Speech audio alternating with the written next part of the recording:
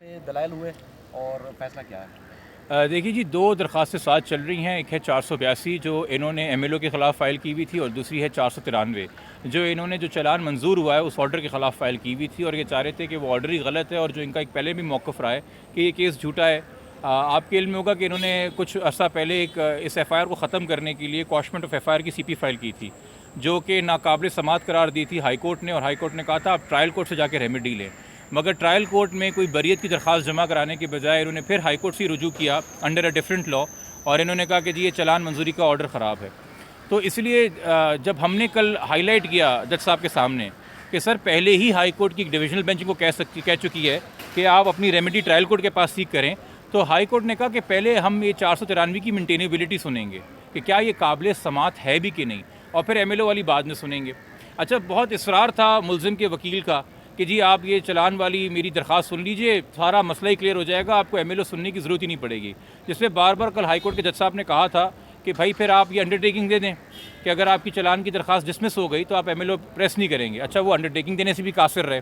खैर, long story short, आज जब दलाइल हुए मेंटेनेबिलिटी के ऊपर, तो मुलजिम के वकील अदालत को कन्विंस नहीं कर सके कि कैसे ये दरख्वास्त काबिल समात है, कैसे जब उनके पास बरियत की दरख्वास्त लगाने का एक ऑप्शन ट्रायल कोर्ट के पास है, एक ऑल्टरनेटिव रेमेडी का ऑप्शन है, तो वो क्या 561A के अंदर हाई कोर्ट की इनहेरेंट जुरिसडिक्शन को इन्वोक कर सकते हैं कि नहीं।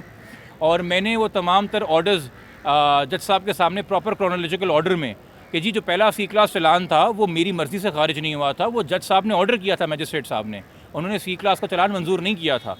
इन्होंने उस ऑर्डर को कहीं चैलेंज नहीं किया।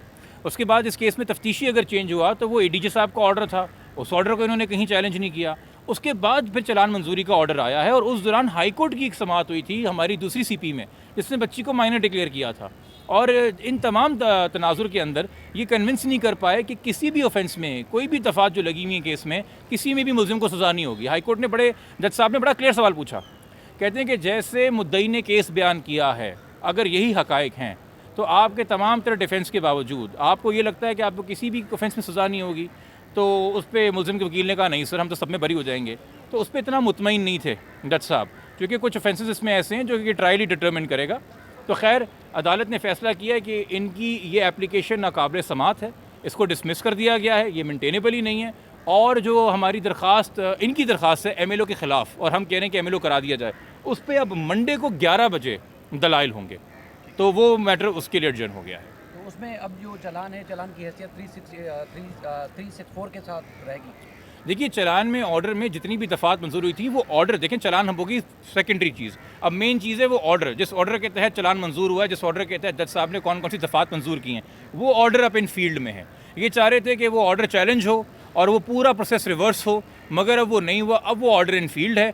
जैसे ट्रायल कोर्ट की कार्रवाई चल रही है, 512 की कार्रवाई हो रही है, जो मफरूर लोग हैं उनके वारंट्स जारी हुए हुए उनको लेके आना है और फिर चार्ज फ्रेमिंग होनी है, वो अब as per routine, as per procedure चलेगी, बगैर किसी खलल के, बगैर किसी रोड ब्लॉक वो के। जो सेक्शन है जो चालान में मंजूर हुए थे, अदालत में जो मंजूर किए थे, कौन कौन से सेक्शन है, किस किस जुर्म पे लागू होते हैं, और उसकी सज़ा क्या हो सकती है? देखिए, 363 है जिसमें 7 साल सज़ा है, 364 है जिसमें 14 साल सज़ा है, 368 में वही सज़ा होती है जो कि प्राइमरी किडनैपर को मिलती है। तो अगर प्राइमरी किडनैपर को 7 साल 363 में होगी, तो जो उसके साथी हैं 368 में उनको भी 7 साल होगी। और अगर प्राइमरी किडनैपर को, ज़हीर शबीर को 14 साल 364 में होती है, तो उसके बाकी सारे हवारियों को भी जो है 368 के अंदर 14 साल की सज़ा होगी। उसके बाद सिंध चाइल्ड मैरिज रिस्ट्रेंट एक्ट है जिसमें 3 साल सज़ा है। उसके साथ ट्रैफिकिंग के 2 सेक्शंस हैं। सेक्शन 3 में 10 साल की सज़ा है 32 में, और 4B में 14 साल की सज़ा है। तो ये सेक्शन मजीद इसके अंदर लगे हुए हैं। जब ये मुल्ज़मान की बेल हुई है, उसको चैलेंज करने का प्लान है, क्योंकि आज तो ये जिस तरह दरख्वास्त उनकी मुस्तरद हुई है, तो अब मज़ीद इम्कान है कि उनकी बेल को चैलेंज किया जाए? नहीं, देखिए, वो तो हमने कैंसिलेशन वैसे ही हमारा स्टांस से हमने करनी है, बट बात इतनी सी जी, आपको अदालत और कानून टाइम देता है ना, लिमिटेशन पीरियड होती है। आपके पास 30 दिन का टाइम होता है, या 20 दिन का टाइम होता है, 25 दिन का टाइम होता है। तो स्ट्रेटिजिकली कुछ आप फैसले करते हैं, कब आपने कैंसिलेशन फाइल करनी है, कब आपने चैलेंज करना है, कब आपने नहीं करना। तो इंशाल्लाह उससे भी आपको कम से कम ये खबर कि हम फाइल कर रहे हैं कंफर्मेशन मिल जाएगी जब होगी। अच्छा, बच्ची जब की हवालगी के हवाले से, माँ बाप के हवाले से कुछ ये लोग आवाम भी सवाल करती है वैसे, हाँ कि कि वो कब हो सकती है? कस्टडी क्यों नहीं ले रहे हैं? देखिए, मैंने अभी बार बार हर बात में इसका जवाब देता हूँ कि वालदैन से ज़्यादा बच्ची से मिलने से कोई बेचैन नहीं हो सकता। अगर वालदैन किसी वजह से सब्र शुक्र किए हुए हैं तो उसकी कोई ना कोई वजह होगी।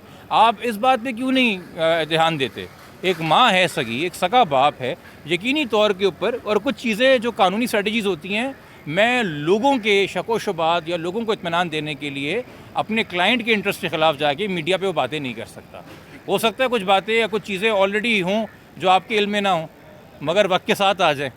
हमने तो केस अदालत में लड़ना है ना, फिर उसके ऊपर बाकी रिपोर्टिंग है। बट वो चीज़ भी मैं आपको इतना इंश्योर कर सकता हूँ कि बच्ची की कस्टडी हो या बच्ची से मिलना हो या बच्ची का वेलफेयर हो, उसके हवाले से भी कोई भी अदालती फोरम जो है वो खाली नहीं छोड़ा जा रहा, और इंशाल्लाह वहाँ पे भी आपको बहुत जल्द एक अच्छी खबर मिलेगी। अच्छा जिब्रान साहब, ये जो अभी इन्होंने इनकी दरख्वास्त डिसमिस की है कि अब चालान जू का तो वैसे ही रहेगा, और अब इनकी जो ज़मानतें हुई हैं और जो ये गवाहान वगैरह बाहर फिर रहे हैं, तो कभी इम्कान है कि अभी इन लोगों को दोबारा गिरफ्तार किया जाए? देखिए, गिरफ्तारी करने का तो इम्कान पे मैं कोई उम्मीद नहीं है, चूँकि मैं सिंध पुलिस से बिल्कुल मायूस हूँ इस केस में। मेरी ग़ुलाम नबी मेमन साहब से कोई भी उम्मीद इस केस में नहीं है, मैं बरमला कह रहा हूँ। मेरी अदालतों से इस केस पे उम्मीद है, तो ये जाके 512 के अंदर उन मफरूर मुल्ज़िमों को गिरफ़्तार करेंगे। ये हमारे जो आईयू हैं रिंद साहब, ये कार्रवाई करेंगे। मुझे ज़रा भी एतमाद इन पे नहीं है, ज़रा भी भरोसा इस हवाले से नहीं है। इन्होंने करना होता है कि बहुत पहले कर चुके होते। इन मफरूर मुल्ज़िमों में से कई सारे मुल्ज़िम ऐसे हैं जो इसी सिंध पुलिस की हरकतों की वजह से रिमांड स्टेज के ऊपर डिस्चार्ज हुए थे, उनको फारिग कर दिया था। आज आप कह रहे हैं वो मफरूर है। इसी सूबे का IG कह रहा था इस केस को दफन करते हैं, इसमें बात करने को कुछ नहीं रहा है। आज अदालतें कह रही हैं कि केस चलेगा, चलान का ऑर्डर सही मंजूर हुआ है। कि तमाम जो ऑर्डर्स आते हैं ये याद दिलाते हैं सिंध पुलिस को उनकी खामियाँ, उनकी गलतियाँ, उनकी कोताहियाँ, उनकी लापरवाहियाँ, उनकी जल्दबाजी, उनकी उजलत पसंदी, उनकी गफलत जो उन्होंने इस केस में बरती है, वो बदनीति की वजह से हो या वो गफलत की वजह से हो। बट ये तमाम ऑर्डर्स बार बार याद दिला रहे हैं। तो मेरी जी उम्मीद नहीं है, कल को हो सकता है कि कोर्ट इनको इश्तिहारी डिक्लेयर कर दे और उन मफरूर लोगों के एसेट्स फ्रीज कर दे, तो शायद वो अदालत आ जाएँ। आपके ज़हीर और शबीर को भी तो देखिए ना, आप तो उसको, हम तो देखते थे वो बारात में आता था, पुलिस प्रोटोकॉल में आता था, बिल्कुल वो उसको प्रोटेक्ट करने के लिए थी, वो उसको वो करने के लिए थी। तो वो तो अपनी मर्ज़ी से जो 2 बार बगैर बेल के आया है तो उसको छोड़ के भी आई है पुलिस। तो उस पुलिस से आप कह रहे हैं कि मैं उम्मीद रखूं कि बाकी मफरूरों को भी गिरफ्तार करेगी, तो बेवकूफ़ी की बात होगी। हाँ, मुझे झूठा साबित कर दे उन लोगों को गिरफ्तार करके पुलिस, तो मैं उनको सलाम पेश कर दूंगा। वरना अगर आप मुझसे पूछेंगे कि मैं अपनी अकल इस्तेमाल करके उन पर भरोसा ज़ाहिर करूँ तो मुमकिन नहीं है। सर, ये प्रोटोकॉल के हवाले से पुलिस कहती है कि सिंध हाई कोर्ट का ऑर्डर था, ये हम सिक्योरिटी दे रहे हैं, प्रोटोकॉल नहीं है। जनाब, जितनी भी पिटिशन्स फाइल होती हैं हरासमेंट के हवाले से, उसके अंदर एक सरसरी बात या एक रवायती जुमला लिखा जाता है कि जी इनके साथ in accordance with law deal करें। आप अभी सड़क पर जा रहे हैं, अगर आप सिग्नल पर रुकेंगे और आपका चलान नहीं होगा क्योंकि आप सिग्नल पर रुके हैं, या आपने सीट बेल्ट पहनी है तो आपका चलान नहीं होगा, इससे कहते हैं इन अकॉर्डेंस विद लॉ। इसमें यह तो नहीं होगा ना कि अगर आपने सीट बेल्ट पहनी है तो पीछे जो है वो 4 ट्रैफिक वार्डन जो है सार्जेंट गाड़ी लेके चलना शुरू हो जाएंगे, प्रोटोकॉल देना शुरू हो जाएंगे। तो इन अकॉर्डेंस विद लॉ के ये मायने कि 10-10, 12-12 लोगों के सिविल वर्दी में और नॉर्मल वर्दी में आप प्रोटोकॉल दें, ये मेलाफाइडे है पुलिस की और कुछ भी नहीं है। अच्छा जिब्रान साहब, एक आखिरी सवाल कि जिस तरह से इन्होंने इसको चालान को चैलेंज किया था, उसकी वजह से जो है MLO रुक गया था, तो अब भी क्या ज़रूरत है? नहीं जी, प्लीज़ देखें मेरी एक शिकायत होती है, ये देखें मेरी एक शिकायत है, फिर मुझे करने का मौका दीजिएगा। चालान को चैलेंज करने की वजह से MLO नहीं रुका था। MLO को सेपरेटली एक अलग एप्लीकेशन में दाखिल 482 में चैलेंज किया गया है। चालान को एक अलग एप्लीकेशन 493 में चैलेंज किया गया है।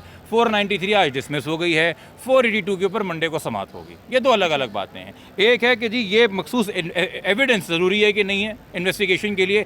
एक केस है कि क्या पूरा केस ही फ्लॉड है कि नहीं है। हो सकता है हाई कोर्ट कहे कि जी पूरा केस फ्लॉड है, मगर MLO के हवाले से कहते हैं कि एविडेंस ज़रूरी नहीं है। मैं तो नहीं होता ना 3 दिन पहले, मंडे से पहले हाई कोर्ट के फैसले आपको पढ़ के सुनाऊंगा, तो जज साहब सुनेंगे और फिर राय कायम करेंगे।